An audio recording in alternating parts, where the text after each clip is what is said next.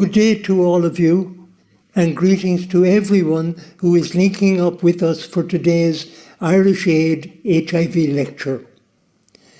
That we cannot gather together for this annual event as we did in previous years, but must hold it online, can be laid squarely at the door of the global COVID pandemic. In many respects, this is a loss, since we will miss out on personal interaction with the speakers and with one another, not to mention the solidarity in the face of a common crisis that being physically together can generate. But it is again in the opportunity it gives to listen to speakers from different parts of the world. It is only because we are online that we can hear from Dr. Leah Tadesse, the Ethiopian Distinguished Minister of Health, and draw on her wealth of experience in healthcare leadership. Being online also enables us to hear from Saidi Brown, an HIV activist from South Africa who was herself born with HIV. The panelists today are Marieke Wienrox, the Global Fund Chief of Staff from Switzerland, who has had extensive involvement in global health issues. And from nearer home, here in Ireland, we have Ruairidh Burke, the Director General of Irish Aid at the Department of Foreign Affairs and Trade.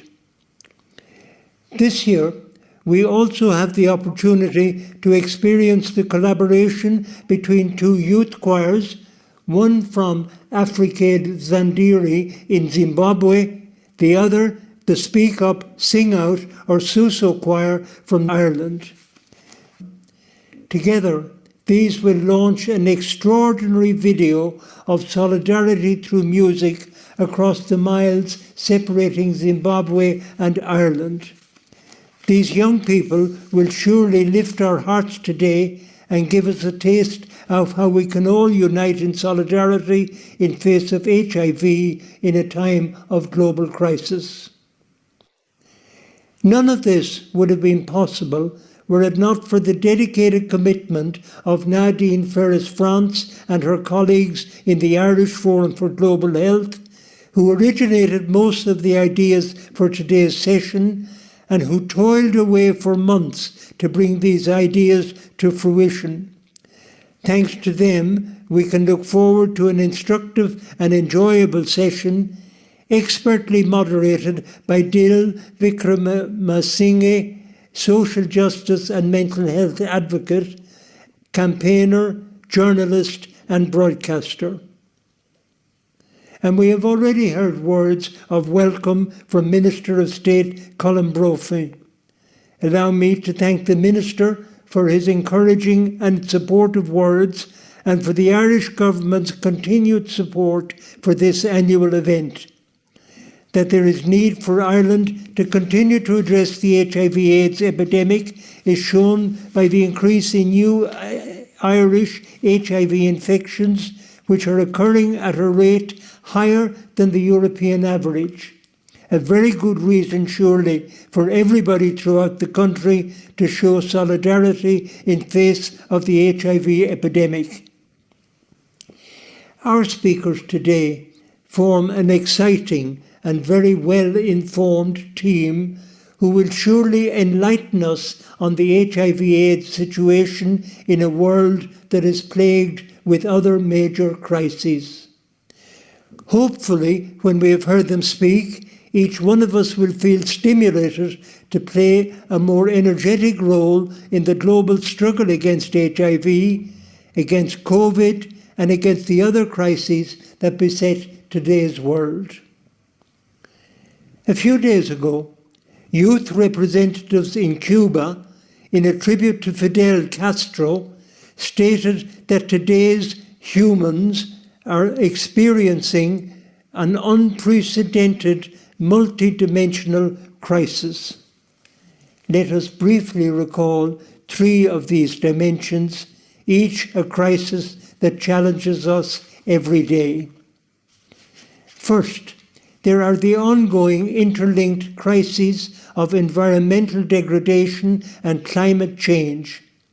the single greatest threat facing humanity, as Mr. Simon Coveney, Taoiseach at that time, pointed out a year ago, and which together are leading steadily to a world characterised by numerous turbulent weather events, to a hotter planet and to a more hungry world.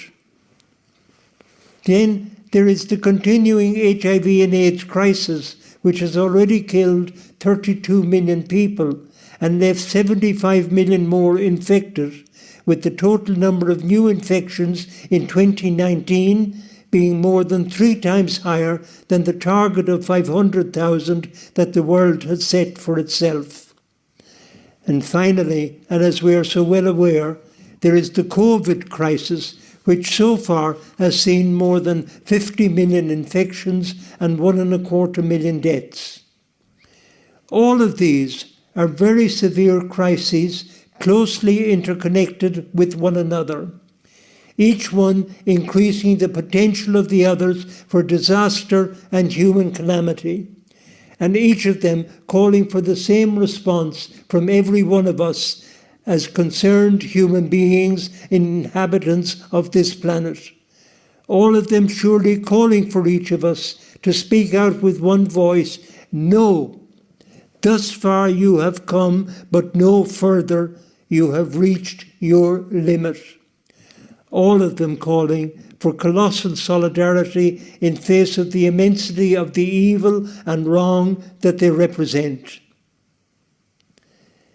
Recent extreme weather events highlight the damage we are doing to this beautiful world of ours by the way our factories, our industrial plant, our vehicles are flooding the atmosphere with carbon dioxide and other gases, thereby increasing global temperatures and speeding up the rate of climate change.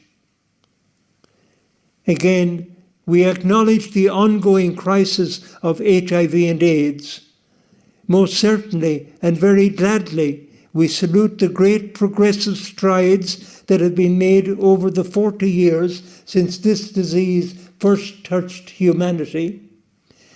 But at the same time, we note with alarm that in certain regions of the world, the epidemic is expanding, that nearly half the new HIV infections worldwide occur in people who inject drugs, men who have sex with men, sex workers and other key populations, and that these receive only a tiny part of the funding that goes into preventing and treating HIV infection.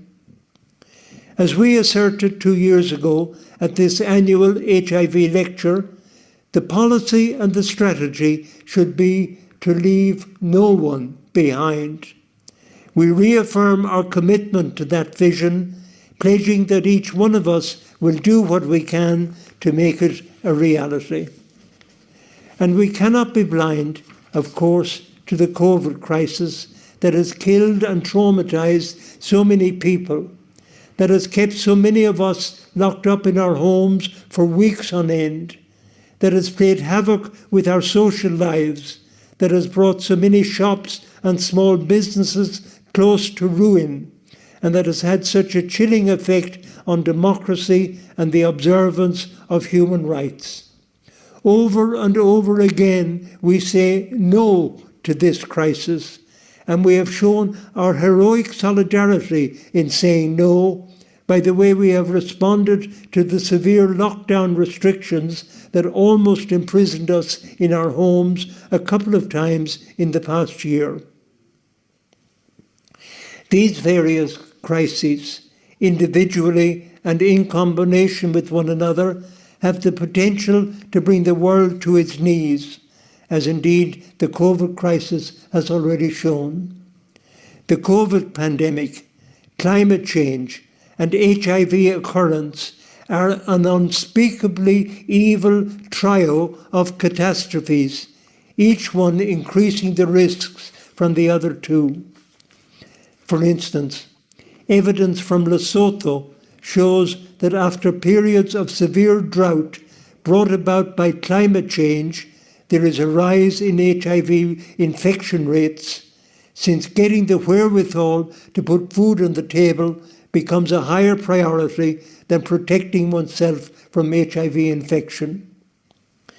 Again, the World Health Organization has warned that because of COVID-related service disruptions, the supply of drugs for HIV prevention and treatment may be at risk, leading, among other things, to huge increases in new HIV infections among children. But there is one force that these global crises cannot withstand, and that is the force of our common determination not to let them bring us down. United we stand. It is an old expression, but one that is still full of powerful meaning. Let us stand together against these forces that are destroying our world. Let us together, by our words and actions, resist with all our might these death-dealing crises of AIDS, COVID, environmental destruction and climate change. Let us cooperate to the full with those who are responding to HIV and AIDS, those who are dealing with various aspects of the COVID pandemic, those who are advocating for solidarity with all the actors for a cleaner and greener world. And let us show massive solidarity with all the actors in their struggle against HIV at this time when its impacts are being worsened by COVID, climate change, and environmental degradation. We are now coming closer to Christmas, the time of peace and goodwill across the world. Each one of the crises we have briefly considered works against such aspirations. Each one brings uncertainty, confusion, turmoil, and disruption into the lives of individuals and into the lives of communities. Let us do everything we possibly can to reduce their impact on our lives and on the people living in our communities and across the world. Let us bond ourselves together to show solidarity in face of the evil they represent. And may the words we will be hearing from today's presenters, as well as the inspiration from the joint youth choirs, strengthen all of us in our determination to do just that. Thank you, and may God bless and enlighten you, make you strong, and keep you safe against HIV, COVID, environmental destruction, and the harmful effects of climate change. Good day, and may God be with you.